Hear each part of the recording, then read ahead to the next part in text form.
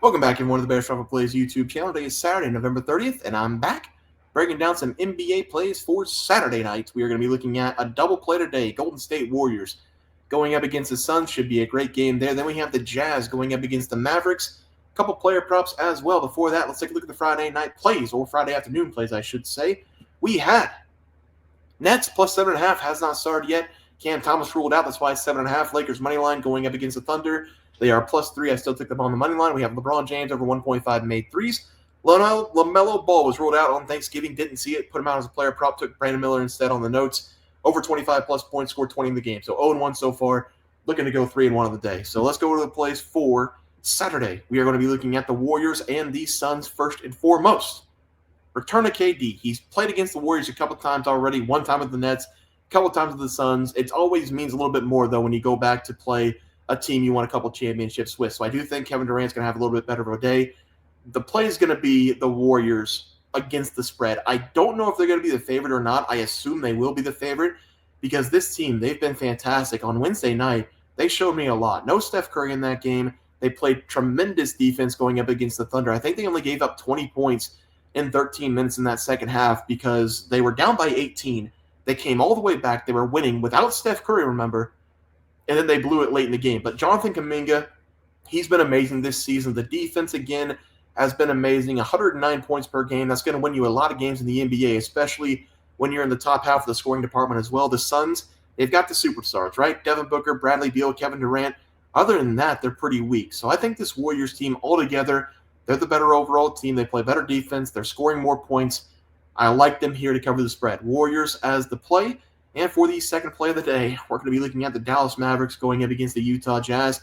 Mavericks, they have been struggling going up against the Jazz. I don't know why. I don't know how. But the Mavericks have gone against the Jazz 3 times this season. They've lost outright in 2 of those 3 games. It's like kryptonite. They can't score any points going up against them. It might have something to do with the big bodies down low for the Utah Jazz. Lauri Markkanen, Walker Kessler, those guys down low. But the Jazz all season long have not been able to play defense, so I'm not entirely sure why the Mavericks have been struggling. They just need to knock down shots, and they can win the game. But I'm going to go off the history here.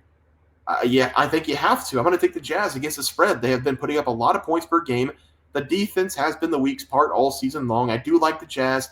They have a lot of young players. They've got a lot of talent. This team, if they decide to start playing defense, if they decide to stay together, everything can work out in a couple of years. The one thing that I like about the Jazz is the three-point shooting. If they're hot from the field, especially from deep, this is a very hard team to beat. Mavericks, no Luka. Once again, we have seen the Mavericks play well without Luka over the last couple games, but the Jazz, they've been playing extremely well against the Mavericks. Again, 2 wins in the last 3 games. This team is way below 500. I don't know what it is, but I'm going to take the Jazz to potentially beat the Mavericks. I think I'm going to take them on the money line as well, but for right now, I'm going to take them against the spread as the final play of the day. Let's go over to the player props. And we're going to be looking at the Milwaukee Bucks going up against the Washington Wizards first.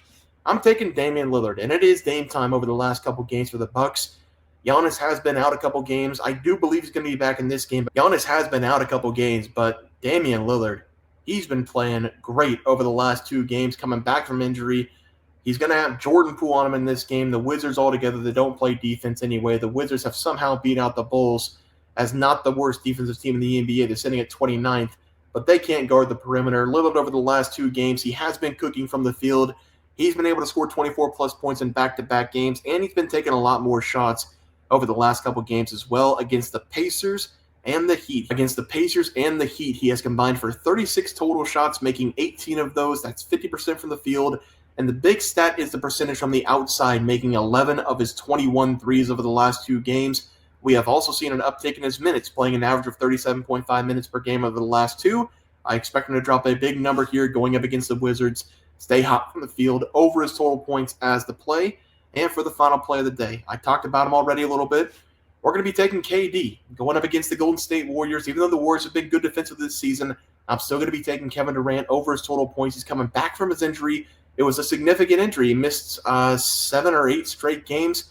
November 8th to November 26th. Before that injury, he was playing pretty well, and coming back from the injury, he's been playing even better.